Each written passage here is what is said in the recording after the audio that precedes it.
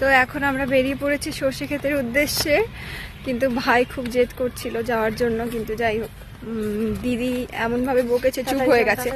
আর দিদি যাকেই বকা দেয় সে চুপ হয়ে যায়, সে আর মুখের উপর কথা বলতে সাহস পায় না। এমনি ওকে দেখলেই বোঝা যায় কেমনও একটু ঝগড়ুটে প্রকৃতির। আচ্ছা, তো চলুন যা যাক। আর ওখানে একটা গরু চড়ছে, এই গরু না তো, এটা ষাঁড়। গরু অত দেখতে, যাই হোক এটা গরু না ষাঁড়, আপনারা একটু দেখে বলবেন প্লিজ। তো এই যাচ্ছি আমরা। আরে দড়িতে বাঁধা আছে, আসতে পারবে না।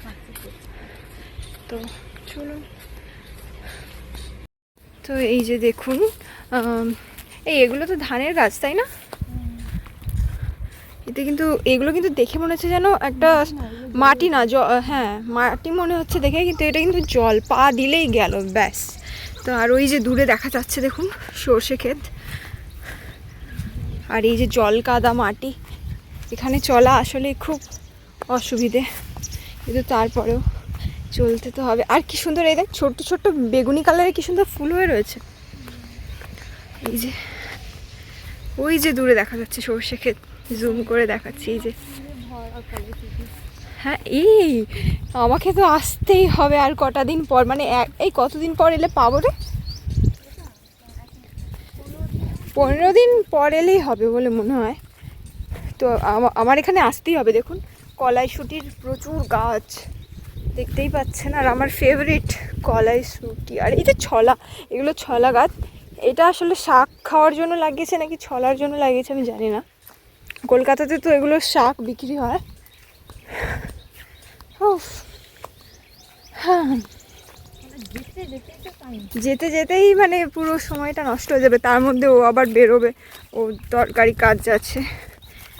আমি একমাত্র যে বসে থাকবো ঘরে।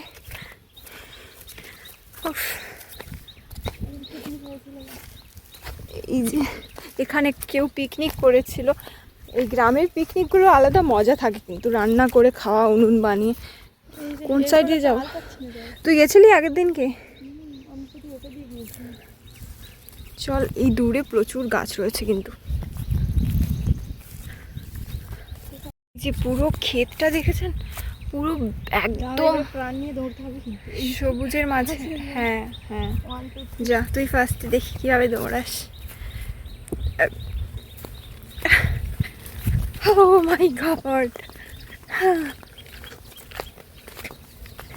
তো দিদি আগের বার এসে এখানে ছবি তুলে গেছিল, যেগুলোতে এখন কিন্তু সর্ষে পুরো চলে এসছে। এইটা ছবি তুলেছিলাম, এই সিনারিটা দেখ, এই সিনারিটা দেখা বেশ ভালো লাগে।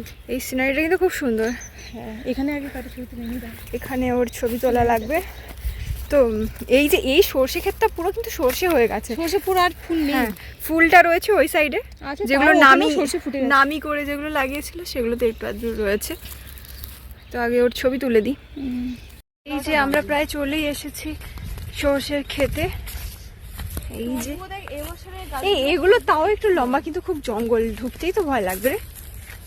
এই সাইডের গাছগুলো। হ্যাঁ, ওই সাইডের গুলো মানে বেশি ফুল রয়েছে নাকি, দূর থেকে আমার মনে হয় ওগুলো।